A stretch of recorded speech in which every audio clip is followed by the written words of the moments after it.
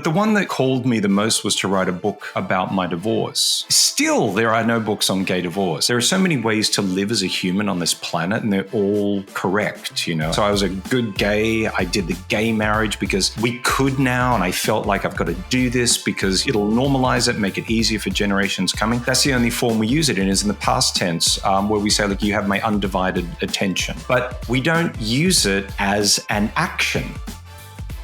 Hey there, I'm Sagar Soni. If you are a chronic overthinker, a wannabe productivity expert, and is having a hard time understanding how to squeeze productivity out of every waking minute, but also learn how to take a chill pill, then you are in the right place. Let's learn from successful people, YouTubers, book authors, podcasters, and every other stranger that I can get my hands on. Well, figuratively, let's learn how they balance their life. Welcome to Beyond the Speech. Karl Dunn, thank you very much for coming on my podcast, Beyond the Speech. You're very welcome, Saga. Very welcome. Thank you, mate. Thanks for asking me. Yeah, it's my pleasure. I have been doing a lot of research for this episode, and I've come up with a little summary for what I think your life has gone with. Let me know how accurate I am, and we'll expand from there. Born in Canada, raised in Australia, a global nomad with 25 years of experience in business across 9 different countries, career in a global director in advertising, and working for many big brands. All of this seems nice from the outside, but something changed and everything imploded. You went through a divorce and that changed you. You had an epiphany there.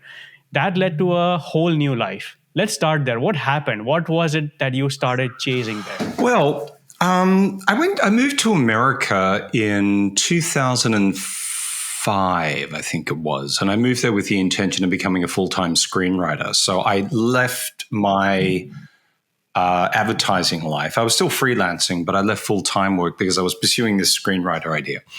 I had a career, didn't really happen the way I was hoping it was going to happen. And when I hit 40, I was like, okay, I need to make some money again, and I need to make things. Yeah, because the problem of being, when you've been in advertising and you shoot ads all the time, you're always on set, you're making stuff. I hadn't made anything in 7 years, and I was like, I need to make things. So back into advertising, and then I got into this whole game of catch up. And the culture in America around success is constantly climbing that next pay packet, that next title, climbing. And you're in a race with everybody else to get to the top, which I thought I was a little smarter than to fall into that trap. But I mean, it's like asking a fish what water is. It's like when you're in it, you're doing it. So I got to the top, and then I looked around and went, I'm not loving this. Like what you have to do to get there, to stay there, the kind of work that you're doing. I just was constantly had this feeling of, I feel like I could do better things with my talent than this. But then I was married. I was used to making the stupid advertising money that you make, and a life, and having a life that goes with that.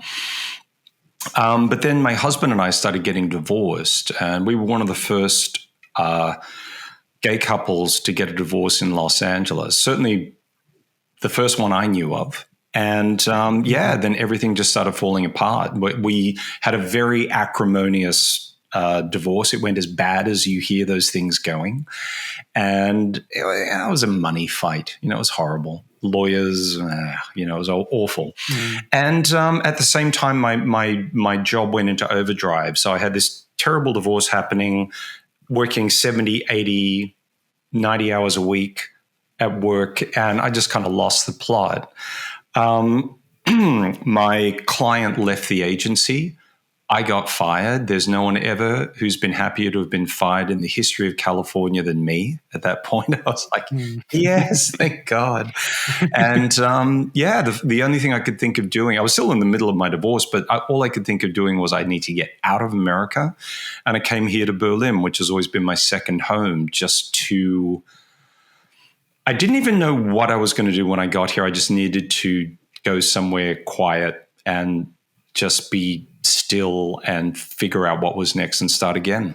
So, that was 2018 I moved here. Oh, okay. So that's not that. That's recent. That is still very recent. Yeah, yeah. But I have a long history with Berlin. I've been coming here for work for 20 years. I have friends here. I have it's like a second home. So it wasn't completely unknown.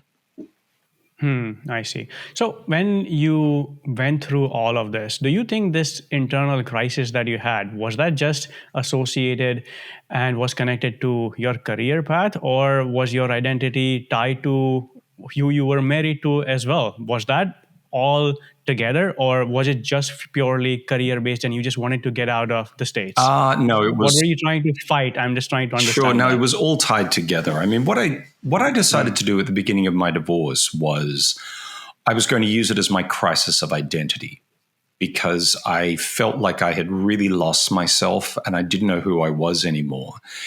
And I thought, right, all the hard emotions that I normally sprint from, I'm going to stick with and grab onto and get to know them. And so I decided, okay, that's what I'm going to do. And if you had asked me back then who I was, I would have said, I'm an advertising guy. I'm a global creative director. I'm married. I have a husband. I have a big house. I have all this money. Wah, wah, wah, wah, wah. But if you ask me like, okay, that's cool, but like, who's Karl? Didn't know anymore. I'd really lost myself. And I used all these other things to create an idea or maybe a brand of who I thought Karl Dunn is. And that was the gift that Berlin gave me. I mean, it is a city that is also fantastically unimpressed with all of that. That has no currency here at all. People do not care. Here, when they are like, it's quite interesting. This is a country where you might have friends and not know what they do for work because people don't talk about their jobs. Or it's not uncommon to be with a partner and maybe not even know what your partner makes. Like, Wow. the Germans are very... That is another separate thing, and you don't really talk about that. When people ask you, what do you do? They mean like, what do you do? Like, do you go to the theater? Do you read a lot? What have you been reading? So like, that's what they mean, not, oh, this is my business card and, I've got a Lexus. I see. Yeah, so it was a great city for that because, when that is no longer the currency you can deal in, you have to start figuring out who you are. Like, what are your values? What do you stand for? What do you want to do on this earth? And yeah, the time here helped me figure all of that out. Yeah.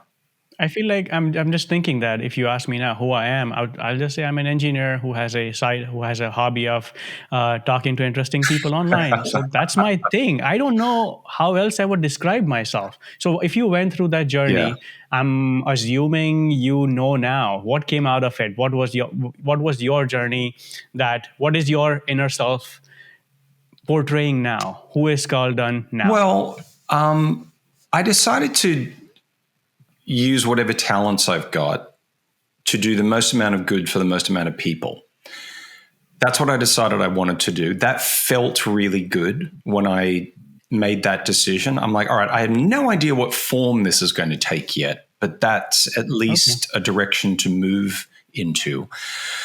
And there was a lot of trying on jackets, trying different things on.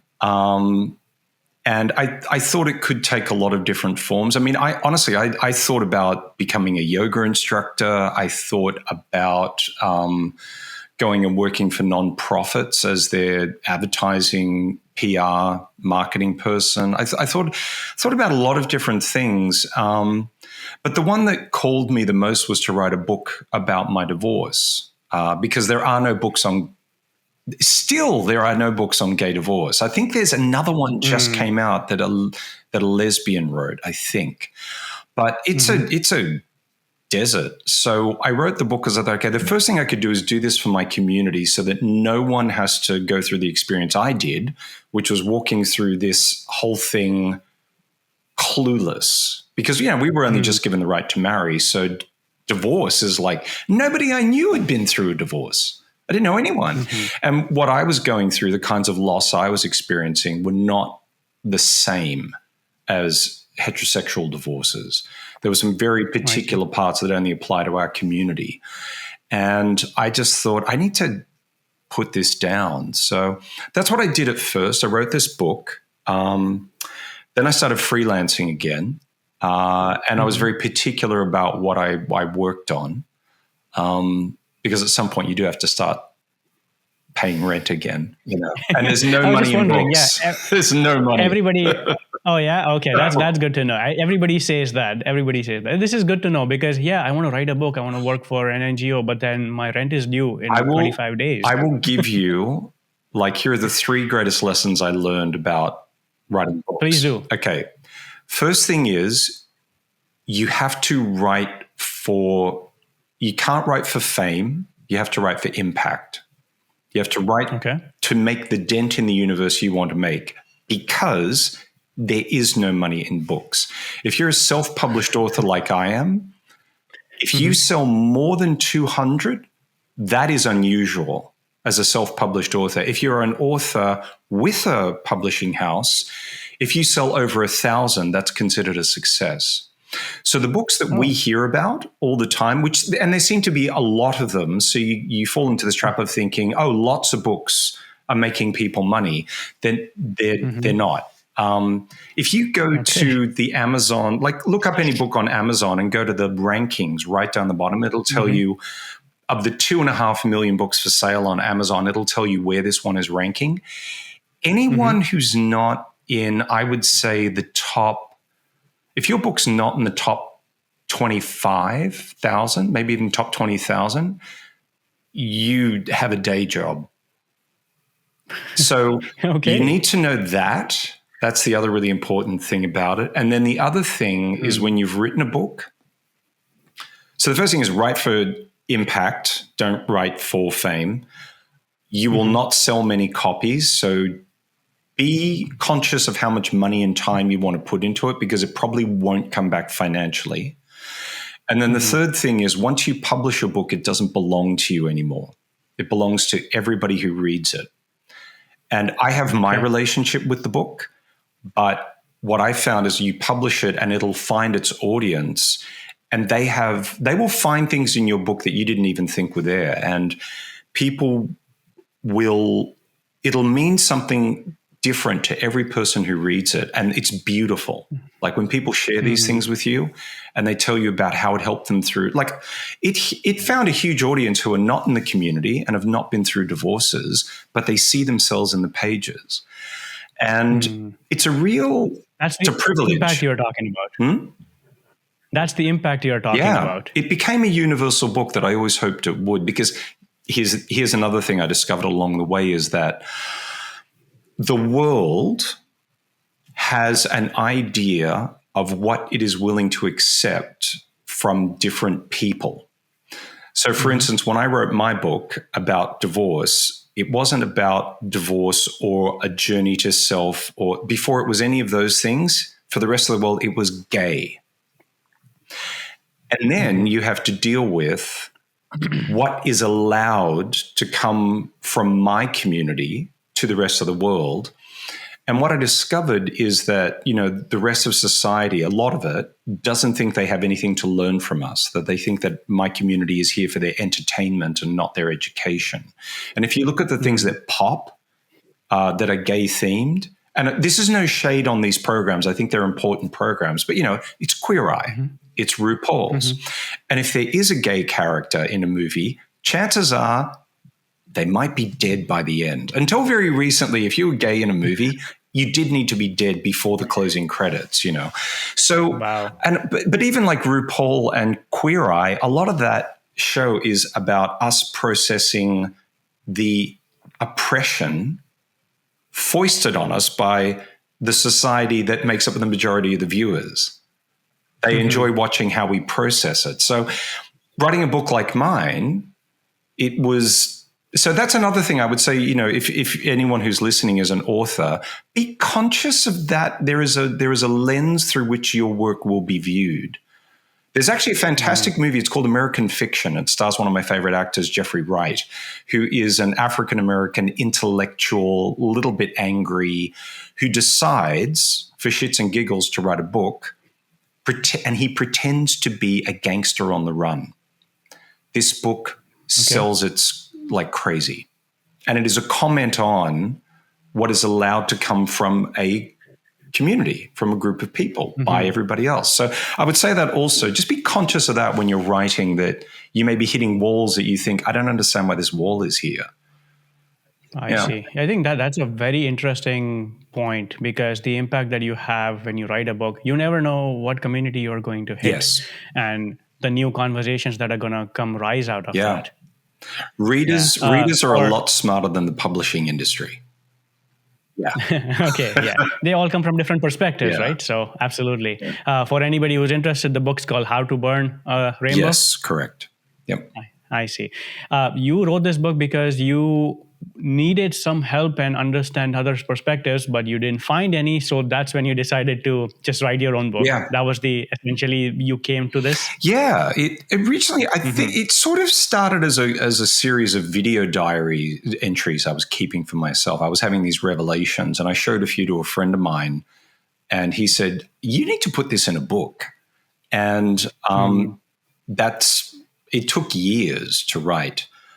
This is the other thing. If you write a memoir and you live in the States, you have to deal with defamation attorneys and all kinds. So it takes a long time. Although I will say defamation attorneys are the greatest editors. They're incredible. I mean, they're incredible because you can't put anything in there that is in any way defamatory. So it really makes you think about, why is this in here? Does this serve the reader, or have I put this in for revenge? And everyone's going to know what you did. And I'm embarrassed to say that in the early drafts, there was definitely quite a bit of the latter that had to go. So it was good that it took as long as it did, because I'm very proud of what it became. It became a great book, but that was 7, 8, 9 drafts in to get all the rage out of it and revenge out of it. Yeah, I'm proud of what it became. Yeah, first draft was hot. Awesome. First draft was a bit hot. To put it lightly. Awesome. Because in my mind, writing a book, I know nobody does it for money. I've heard so many authors now that the only way I think about writing a book is that it's going to be a business card. Yes. That, how podcast is a business card, a YouTube channel is a business card. So this becomes a personal brand that, I have done this, so now I have credibility. Yeah. That's the only thing that I think about when somebody writes a book. But this is a different take on it. So I really appreciate you sharing your thoughts and your journey on on writing a book. No worries. No, my pleasure. My pleasure. The person who told you to put it into a book, all the video diaries, is that the one who suggested the title of the book, or is that someone else? No, he suggested the original title for the book, which was called The Gay Man's Guide to Divorce. And that was the original title for a long time. I thought it pigeonholed it too much. It may have actually, in retrospect, it might have been a great title. I don't know. Here's the other thing. You only get one shot at a title. You spend a long time thinking about what the title will be. But I had changed it at one stage to, I think it was like My Gay Divorce or something. It wasn't great. I mean, it was like, this is a placeholder at best. And then I was having a conversation with a straight guy who was about to embark on his own divorce. And I was talking about the themes of the book, and it was about chasing rainbows and da-da-da-da-da. And he said, why don't you call it How to Burn a Rainbow? Because at the time I was thinking of maybe calling it How to Burn a Rainbow Flag, but that sounds anti-LGBTQ+. And he was like, you should just drop flag. How to Burn a Rainbow. That definitely sounds anti. Yeah, good thing you didn't. I'm so glad I didn't. But when he said How to Burn a Rainbow, I was like, that's cool.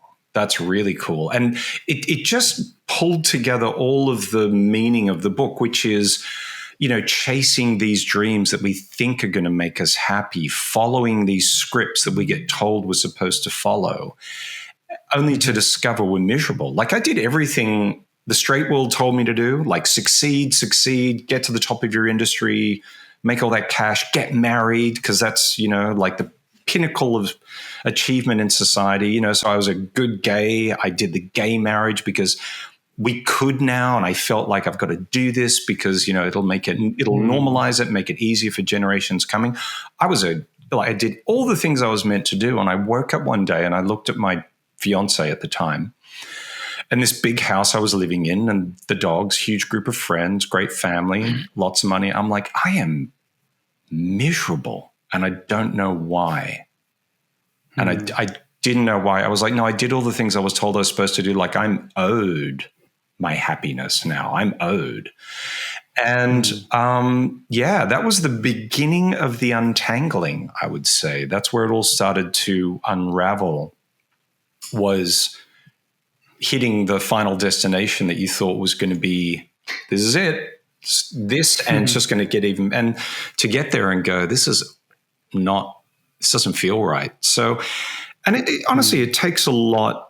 I mean, in some ways I was fortunate in that for me, it required these cataclysmic events of a divorce and a crazy job and getting fired to jettison me out of that life, because it takes a lot of courage to do that. And I feel like I had there was a lot of push to get me out. So I was grateful for that, because I don't know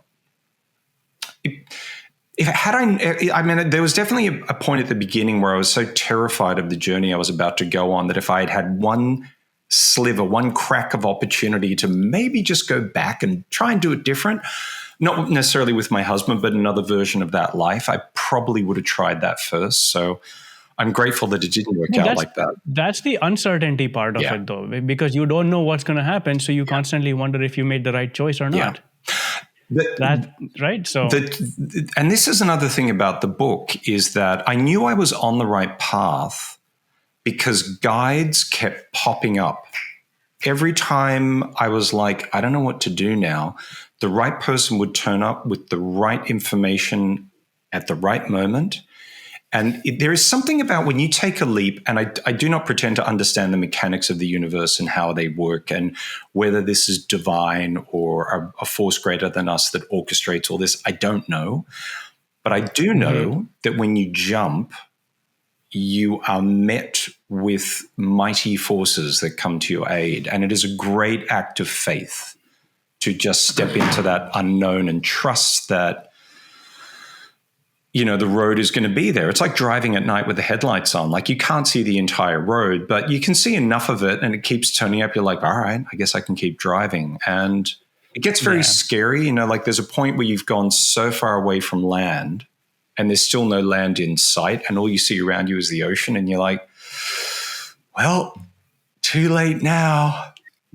I guess I can see the next step. Yeah. That's all I'm going to take then. And you just you have to keep going and just trust that this will work out. And I found the longer it went, and when I reached a point of like, oh, aha, I get it now. I get why I embarked on this whole thing.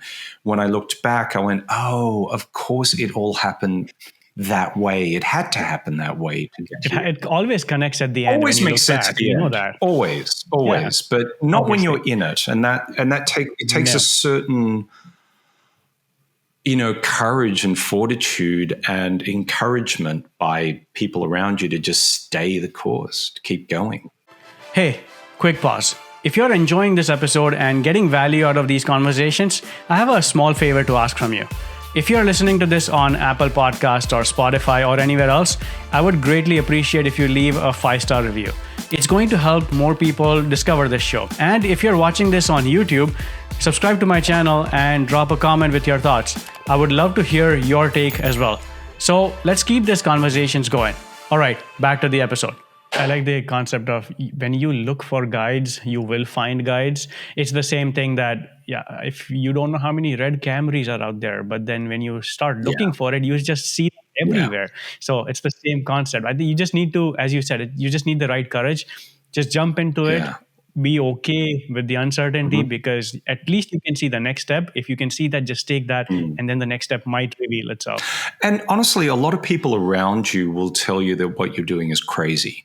And they're not necessarily wrong in the sense that most people around you are following scripts that have been given to them. Most people are not forging their own path. Most people probably look at their lives and think, I kind of wish I was doing something else, but that feels scary to jump. So when you do it, it can make a lot of people around you feel very uncomfortable about their own lives. But you have to trust your instinct and follow it. And it's like when this thing calls you, And you like, even when you say, I cannot explain this to anyone, but this is what I have to do. It's like when I went to Berlin, people are like, why are you going to Berlin? It's like, I don't know, but my instinct tells me that's where I need to go. And so that's what I did. I see. And I landed, and there was a point where, within months, I'd gone from living in my loft house and making all this money and blah, blah, blah, to getting fired, to landing in Berlin, middle of my divorce. All the assets are still all frozen. And I was sleeping on a blow-up mattress in a former squat with a few €100 left to my name, no visas, no end of my divorce in sight, and kind of whiplash of what just happened. How did I end up here? Oh, and I just had a bike accident and I couldn't walk properly. And I'm like, oh, wow. I was lying in this room just going like, am I going to die in this room? I feel a bit like I'm going to die in this room. It got real. Like I told people the beginning of it is very much a riches to rags story. But it was, again, apparently that's what I needed. So yeah. I feel like no matter what trauma you go through or journey you go through or a new identity you are trying to build, the very, very first step for finding your inner self, it comes with acceptance and awareness, where you strip away everything. And then when you start the work from the ground up, the very first step is, this is who I am. Now let's begin. What was the role for that? Because as you said, you were sitting in a room, had an accident in the middle of a divorce, few €100 to your name. How do you even tell yourself? Because it mostly feels fake. It feels like you're lying to yourself. Well, what was that process like for you? It was really interesting because it was a stripping back to nothing and starting all over again.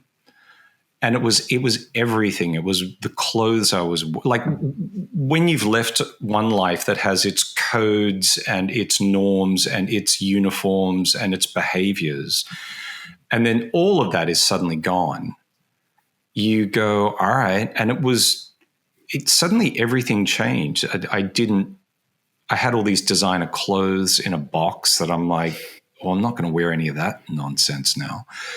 Life just got back to the basic elements of it, and it was great, Also living in that house, in that former squat, the collective. I mean, I was living with my roommate was a former asylum seeker who'd been granted citizenship in Germany.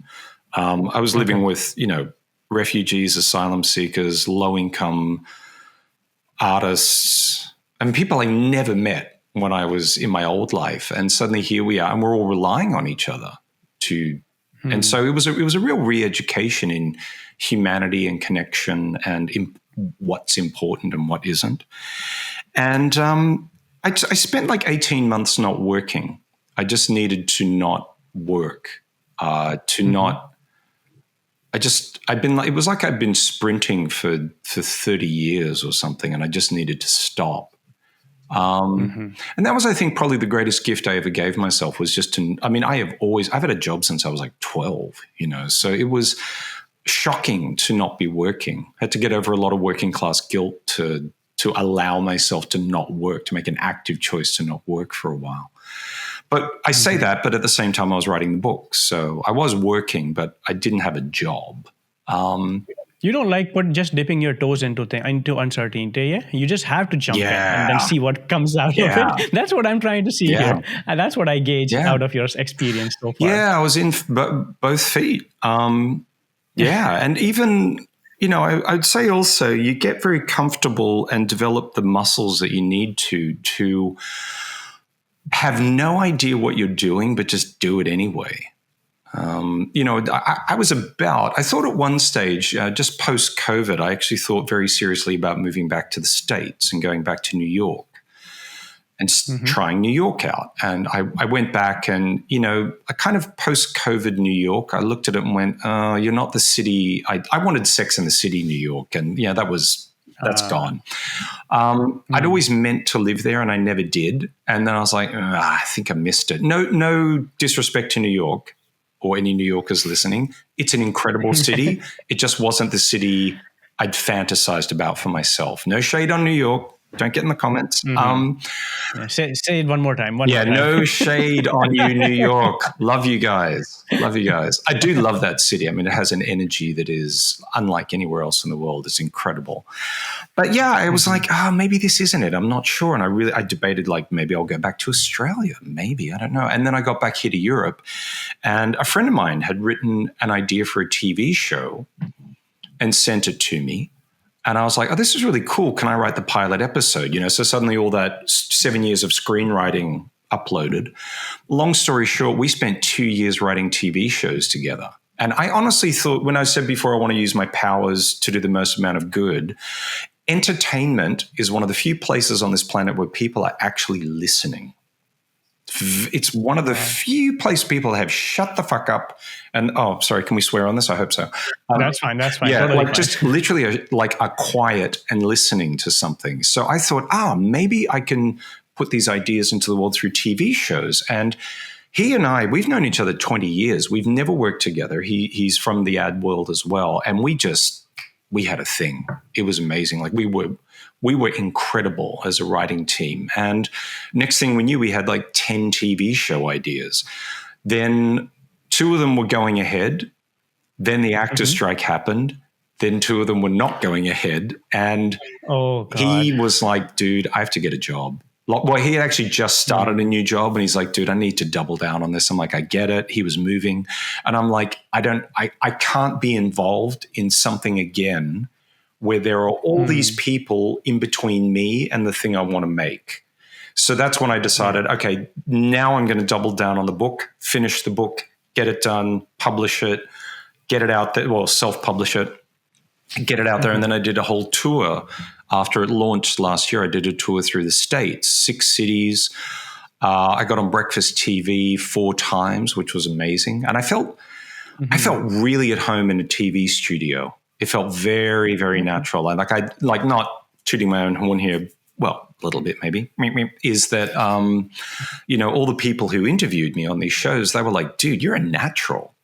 Like, you should be on TV. I was like, I agree. I don't know how I'm going to do that, but we'll see. But I really liked it. I liked the opportunity to speak like that to people. But something else that I noticed, the more important part, was when I did this 6-city tour of the States. It was a snapshot of America. I went to cities I'd never been to before, like Washington, D.C., Boston, places I'd never been. And I got a real close-up look at all these cities across America from both coasts and all the way through. I mean, we were in Salt Lake City, big queer population there, by the way, like Salt Lake, Boston, Washington, New York, Seattle, LA, San Francisco. And what was so apparent to me was how incredibly divided America was, like bitterly divided over every topic. And what year is this? This was last year. And no wonder. Yeah, it was. Yeah. And there was a lot of pre-election nervousness. But people, what I noticed is there was no debate. There was no conversation. It was like on every topic, it's 2 sides yelling at each other like supporters of opposing sports teams. And it had about as much logic to it. And it was like, wow, this is tragic. This is really tragic to see. But the other thing I also saw was that people were doing it, but they didn't like it. And they didn't want to necessarily be operating this way, but they didn't know what else to do. And I was like, And when I got back and I had a look around at Europe, and I'm thinking, what's going on in the States? It's going on everywhere. Every country, for all, like in all the same areas, for different reasons that are cultural based on each place, but it's essentially the same dynamics at play, which is utter division. So that was when I had this epiphany of like, okay. And again, it was like, I don't know what this is yet, but I was like, I want to reconnect a divided world. Okay. That was the beginning of your Substack. Yeah. So the tour was kind of the inspiration and the seeds of the Substack. A lot of conversations I had with people there. And I was like, all right, I don't know how this looks yet. So after realizing, like I said before, there's no money in books and there was no second book to be had out of a gay divorce book, I was like, all right, well, I'm not about to be an author, making a living as an author. So now what? And then when I had this epiphany about reconnecting a divided world, I was telling a friend of mine about it. And this is quite interesting. He's German. And he said, so it sounds like what you want to do is undivide the world. And I'm like, yeah. I was like, yeah, I want to start people on the path of undividing. And then I looked it up. It's not a word. We say No, it's not. no. I know. I just, because when I was writing doing my research, I wrote undivided, and then that red line came up. I'm like, oh yeah, that's not a word. Every Substack post I make, I've got to go back and like correct undividing every time, because it keeps trying to turn it into undivided, because that's the only form we use it in, is in the past tense, where we say, like, you have my undivided attention. But we don't use it as an action. It's not a verb.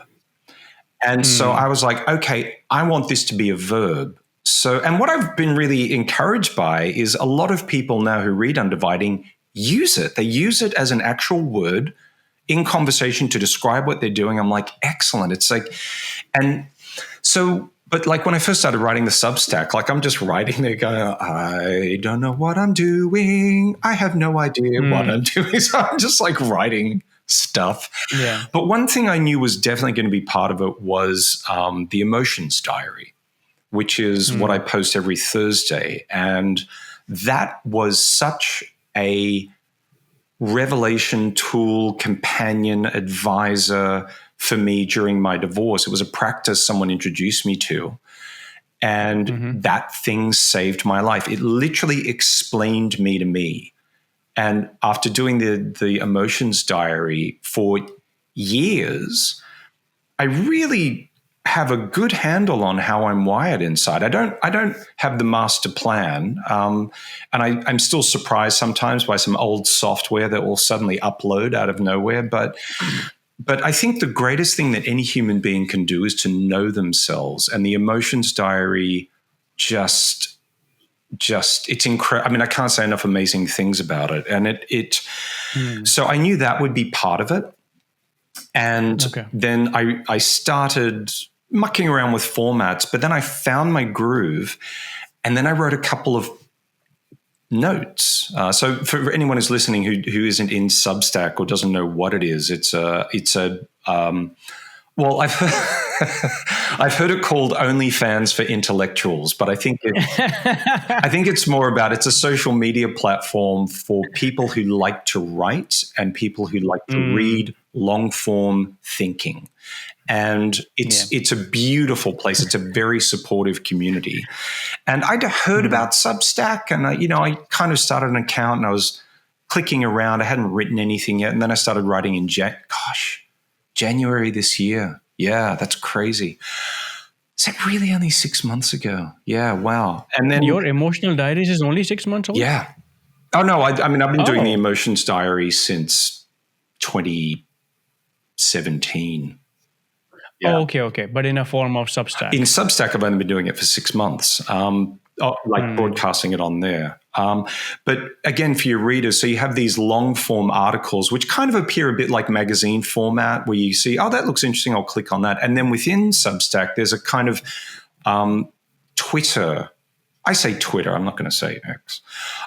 Twitter internal, where people post notes, and the notes are like little, like tweets, right? And that's a method of discovery. Like, that's a place where you discover a lot of writers. You're like, oh, that's interesting. And you click through and read more of their stuff. Anyway, I wrote some notes, and they went viral at the end of January. And within like 2 months, it had gone from, like, I had 250 subscribers that I brought with me from a newsletter from MailChimp. And then the next thing, it was 8,000 people in 2 months. And I'm like, I don't know what I'm doing. What are all these people? I flipped out. I really did. I got my first stalker. It was crazy. Oh, yeah? Oh, that is like, that was terrifying. They didn't do anything threatening to me, but they they wrote some nasty things, but they found, what you suddenly discover is how much information you have out there on the internet, which you have no clue about when you're not, like, I was just like some random guy. And then the next thing, when you have all these readers and people just Google you, you would be amazed how your email address, your phone number, it's up everywhere. Because we've never gone through something where we've had to scrape it, most of us, right? People called my phone at 3 a.m. because they thought I lived in the States. And they're like, hey, man, I'm reading your Undividing. It's awesome. I just want to ask you a question. You're like, who is this? Like, I had to scrape the internet with a tech friend of mine. So that was a bit of an eye opener. But anyway, I got over all that ego and fear and weirdness. My Chapel Roan period, I call it. And then I kind of got it. I locked in, and I just kept growing it, and it's 15,000 people now. And that is a huge number for Substack. It's massive. And I think it would have kept going, but they changed the algorithm. And and I don't blame them. They are a business, and if you don't have any paid subscribers and you're dealing with the amount of traffic that I have on mine, I'm essentially squatting in their house. Like, they need to make money to run this thing. Like, Substack doesn't happen for free. I get it. So what they did is that I believe, this is my theory, so I'm not going to say this as a fact, but I can see a date where they said they would, like, there was a date where I literally plateaued. And I talked to a lot of other Substackers who plateaued. And it's like, if you're under 100 paid subscribers, when you get over 100 paid, you're a bestseller. And then the algorithm loves you all over again. So it loves you for the first 6 months that you have an account, or first 3 months you have an account. It pushes your work out because you're new and you're a new voice. And also, I think it gets you a little hooked on the attention. And, so many people are reading my stuff. But then after that, you need to make 100 paid subscribers, and that's where it leveled out. But that also was good because I was getting a bit carried away with the numbers. Growth is also about going deep. So I've actually engaged more with the people I have. And just by that, a lot of people have signed up for paid, which is voluntary. I don't paywall my stuff, unlike a lot of Substacks. Also, because my topic about reconnecting a divided world, that can't just be for people who've got money or who can afford it. Right. It's got to be all of us, or else it ain't going to happen. So I keep mine free on purpose, but I do every Wednesday night I do live streams for paid, just because I've got to try and make that 100. I don't care about the money. I just want to make the 100. So I can get this message out to as many people as possible. Sorry, I feel like I've been talking a lot. I'm going to stop now. No, that's completely fine. You talked about sharing so much and then seeing that people are able to read so much about you. You don't even know what information is out there when people Google you. Now, while writing the first draft, do you wonder and do you hesitate now when you think that you might be oversharing? Hey, quick break. If you're enjoying these conversations, you're going to want to check out my Substack newsletter. I plan on sharing bite-sized insights on productivity, slowing down, and really enjoying the work that you do. No fluff, just real talk, different actionable tips that I learn, books that I read, other podcasts that I listen to, or newsletters that I read. Basically, anything that pops in my head that doesn't necessarily make it to the show. So if you're interested, use the link in my show notes and sign up for my newsletter. Let's keep these conversations going. All right? Okay, back to the episode. No. Does that happen? No, I never worry about oversharing. That is the stuff that honestly people are craving. They're craving honesty, vulnerability, and connection. And when you give that, people really appreciate it. And that's always the work that does the best, honestly. There's a writer called Augustine Burroughs who's quite a hero of mine, and he wrote 2 amazing books, one called Running with Scissors, about his childhood, which is batshit. It is mental how this guy grew up. It's mental. And then Dry is about his life as an adult, as an alcoholic, and getting sober. because of the childhood that he had. But I mean, Dry is heartbreaking. It is a heartbreaking book to read, and he'll take you to the precipice of despair and then flip it with a joke or an observation that literally has you like laughing and crying at the same time. But he gives you everything in this book. And I went to see him at a writers' convention years ago, and I asked him, like, he did a Q&A, and I asked him, like, I want to, like, I said, you know, we think we know celebrities because we see photographs of them in magazines, but we don't really know their lives. But we know every single agonizing detail and horror story of your entire life. How do you go and buy milk? Like, how do you just walk down the street? And he said what I had just said to you. He said, when you give people everything, there is no aha, gotcha. And he said the respect you get for it is incredible. Being vulnerable. Yeah. He said, he said, no one's ever said anything to me ever about all the things that I put up there in How to Burn a Rainbow. Because, I mean, for the readers, you'll read some pretty horrible things that I did and almost did. Oh, thank you, Providence. But no one's ever. People just thank you for it. I would say they thank you for it because when you write stuff like that, they see themselves in it and they know they aren't alone. That's the kind of response you are getting from your readers? Definitely. Yeah. Right? I mean, I think one of the reasons for that is because of the framework for your emotional diaries, the what, ask, wait, answer. Yeah. I think that's where it comes from, because it tells you to slow down and then really just answer that first question and then wait and ask the second question. Yeah. It's an amazing tool. I mean, so for the listeners or the viewers, you record video as well, right? Yes. Oh, glad I did my hair. So the way it works with the emotions diary, and I don't pretend to understand how this thing works, and I didn't invent this. This is something that is like there's a book called Conversations with God. Elizabeth Gilbert has a version she does, which is called Letters to Love, where she actually writes to the idea and entity of love. But the emotions diary, the way it works is it's just a notebook and a pen, and you write down what's going on in your world. Like, what's the thing that's bothering you? You're doing something and you don't know why you're doing it, or you've got this feeling of rage and you don't know where it's coming from, or something's coming up and you don't know how to act in this situation that's coming. And it can be anything. It doesn't matter. And it can be great things as well. It can be like, I feel really good today. I feel fantastic. You know, you can explore all kinds of emotions. But for me, a lot of it was, you know, darker stuff that I was trying to figure out. And so I would write down what's going on. And then out of that, you ask a question. And it's interesting. As soon as you start writing, a question will form. And often it's not what you thought you were going to ask. Like, the question itself can be incredibly revealing of, oh yeah, that's what's bothering me. That's what I want to know. And then there's the magic bit. You wait, and then an answer comes. And I do not know where the answer comes from.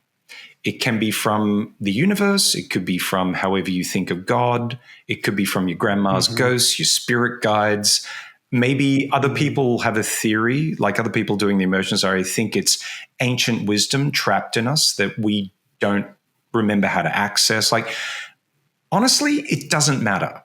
We need more mysteries in this life. But when the answer comes, your job is just write it down on the page as you're hearing it, as it's being told to you. And don't edit it. Don't try and think about it too much as you're getting it down. And when it's finished, then you have a look at it and see what I feel like, you know, you talk about different mysteries, where that answer comes from. I feel like there's two things that I think about this. One is the answer only comes after trial and error. You have to do it so many times before something comes up. And the other one is you already know the answer. It's a gut feeling. you know the answer to everything, but it's just subconsciously you already know it. You just need to resurface that. That's how Yeah. I like to look at I this. mean, honestly, it could be that. I sometimes, and maybe it's a mix of all these things. Sometimes you need the divine to come and tell you. Sometimes you need to unlock the thing, or even give yourself permission to say the thing out loud that you already know to be true. Maybe it's that. I don't know. For a while, I really wanted to get to the bottom of it, to understand it. Now I actively don't think about how it works, because I find, Yeah. I don't know, I like not knowing. I like it. You know why Just, that awareness comes yeah. from with you or someone who has gone through a few years of struggle. It only comes because you have allowed the time to sit with that Yeah. discomfort, and you have changed the definition of what happiness or fulfillment feels like. Because ask this same question in 2017, you wouldn't be able to answer this. Oh, But after 7, 8 years of so much work that you have done, yeah. now it seems like, oh, that was easy for you. But that's not easy. You have spent so many years working through this. Yeah. Yeah. It was, I mean, it was a tough couple of years, the first couple of years here in Berlin. I mean, it was really tough, like emotionally, because once you start to get to know yourself, which the emotion side was really helping me out with, explaining to me why I would do the things that I do. Mm-hmm. And it also gave me a really interesting way of understanding myself. Like I would have an emotion, and then I'd have a primary emotion and then a secondary emotion. And then I would act out because of the secondary emotion. So what it means is I might feel anger. I got an email from, my ex's lawyers, right? So anger and rage comes up. So that's what you're feeling. But then secondary emotions are how you feel about what you're feeling. And, that could be victimhood, jealousy that he's maybe doing better in this divorce than I am, fear. And then it's from those secondary emotions about how you feel, which can be about how you were raised, cultural, whatever. You act out from that. So because I'm now feeling fear about my anger, because it's so intense, I'm now going to go off and do this, which is not a helpful behavior, because I'm compensating for the fear I don't want to sit with.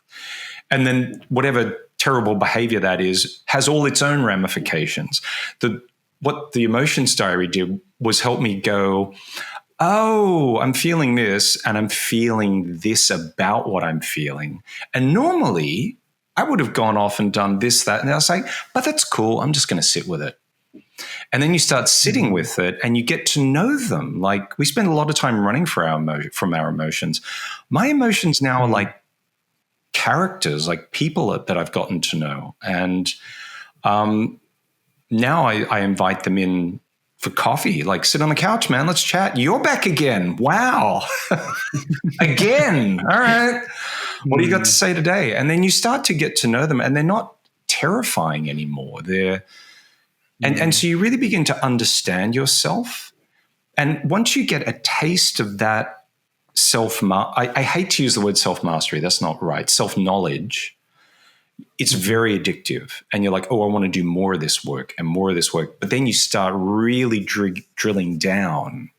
Like you were saying before, like these years of work, you get to some really old stuff after a while, like really old childhood trauma, stuff that you didn't even know you were carrying because it was too scary to look at, but it was there somewhere.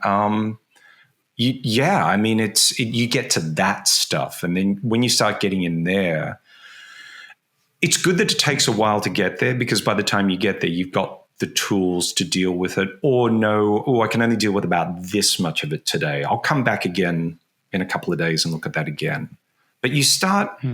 this internal world starts to be like the renovations you're doing on a house or something. Like you're very conscious of how the building is going and where you've torn things down and where things need to be propped up. And you get rid of a lot of old stories about yourself that you've been carrying around for years that you invented or other people gave you, like luckless in love, or everyone who loves me goes away, or like we all have these things, and often we erect these massive statues to them, undesirability myths, or I'm always broke, or whatever it is. We've all got something. You start ripping those things down as well, and it's a very freeing, pursuit. And then you kind of get to a point where you're like, all right, I think I've done a lot of work now. I can just live in this house now. I don't have to spend so much time building it and knocking it down, whatever. Now it's just little repairs here and there, which is nice. I see. This sitting with emotions and different types of emotions reminds me of I was just watching the speech by some public speaker, and someone from the audience asked the speaker, how are you not anxious about being on the stage, about the work that you put out? And the speaker goes, what do you mean I'm not anxious? Of course I'm anxious. Just remember this, that whenever I step out, I take that anxious emotions and I keep it in my pocket. Because it's always with me. Yeah. It's not like you can just keep some emotions behind and keep the rest of them with you in front of your eyes. No. She's like, I always keep the emotions. Oh, there you are. Oh, I can feel you. Yeah, it's okay. We are friends. That's okay. Yeah. We'll work together. So that's what it takes me to. That level of awareness comes with only time. Yeah. That you're okay with the way you're feeling. Yeah. And then let's proceed together. You are not here to hurt me, but we got to live with each other and we need to adjust accordingly. It's true. It's like having a whole bunch of roommates. Like there's no use pretending they're not there, Yeah, it's no, it's a really good way of putting it. I like that a lot. I've got I'm actually giving my first kind of big talk from Undividing. I've been booked by, I don't know if I can say the company's name, so I won't, but I've been booked by a company to come and speak about conversations and allyship. And it's really exciting, but I'm nervous about it. I sent off the book proposal today for Undividing to an agent in New York who's interested in it, who's been made aware of the Substack. And, so it's, I find like after putting the book out last year, where especially when you self-publish, I have a lot of writer friends who are published, and I always say, what does your publishing house do for you? And they're like, well, I don't know, take my money. But now, like when you self-publish, you're like, no, I can tell you exactly what they do for you because you have to do it all. And it's a constant process of just going, I don't know what I'm doing, but I'm doing it anyway. And you just do last minute learning on everything. And it's a really cool skill, I have to say, about, again, stepping into the unknown. For a long time, it was an emotional journey. Now it's the making of things. Like, I don't know what Undividing actually is yet or what it will be, but I know this is it, and it's the thing I'm supposed to be doing. And I have ideas, but let's see what form it takes. But I'd never put a book proposal together. I never had to because I self-published. So I'm like, all right, what does one of those look like? And you look it up on the internet, you ask your writer friends, can you send me yours? And you check it out. You go, yeah, this is cool. And you write it up and you go like, I don't know. I think it's good. It's still a work in progress. They know they're getting a work in progress. You're like, and there's a point where you have to turn your inner perfectionist off and go, it's fine. Just let it go. Like you don't have to solve everything. That's what they're for. Because they've got to bring their expertise to it. They're not going to think you're an idiot. Like, just send it off. And, so you do that. And then next week I've got to give a talk on it. It's like, I've never given a talk on Undividing before. Like, I don't know. What does that look like? I don't know, so then you start and pull that together. So like you had said about that woman who's like, oh, anxiety. I am anxious all the time. I'm anxious every time I press publish on that thing. I'm like, I don't know. Is it any good? I'm not sure. It's 12 o'clock. I've got to publish. And so like how it goes, all the time. But again, it's just, you just feel it all and go, okay. And then you just go and do it anyway. Like, don't ever let the fear stop you. Just go, yeah, that's cool. I see you there riding shotgun, but we're still doing this.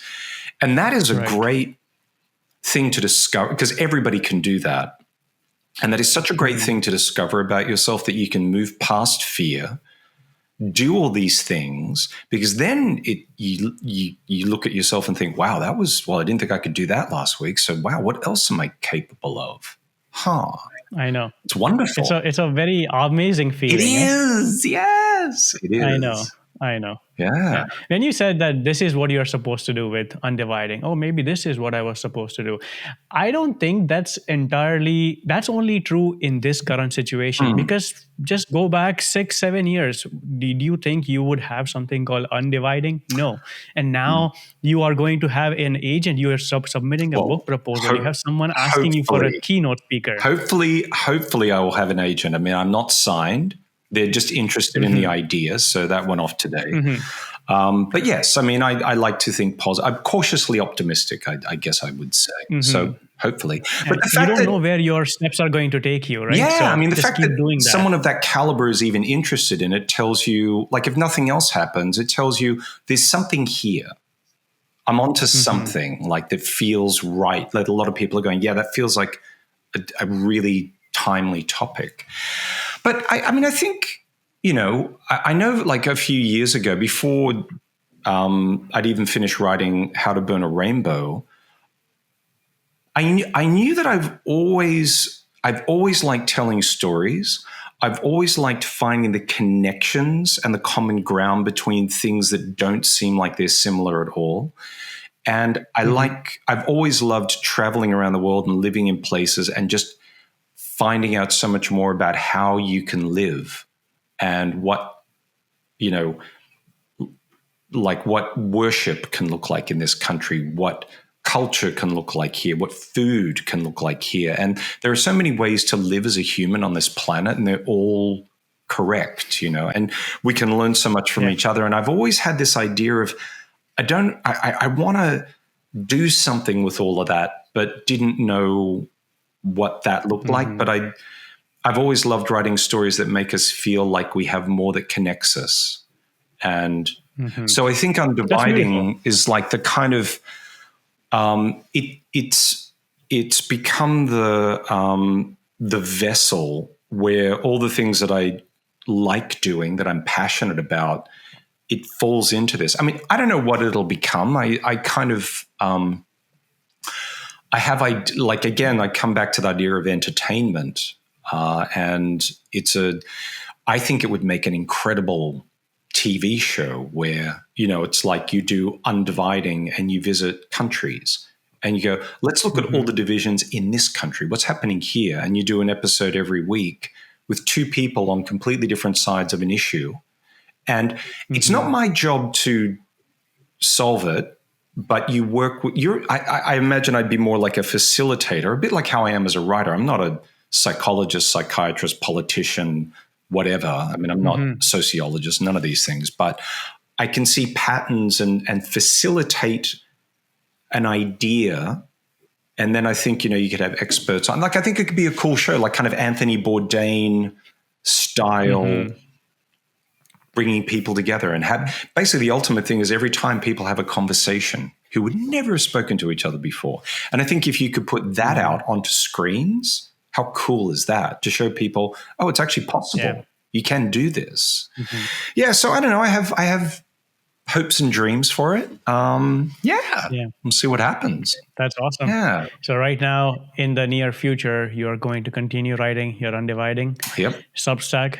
Your keynote that's going to happen, and hopefully the agent that takes you for the next book. Oh, I think it would be incredible to have, like, what I discovered as a self-published author is it is an industry, and when you step in there as a self-starter, you realize how much of it is just as it should be, like owned and you should expect it to be, is just owned and operated by the big publishing houses and the bookstores and the bookstore chains and the systems of that industry.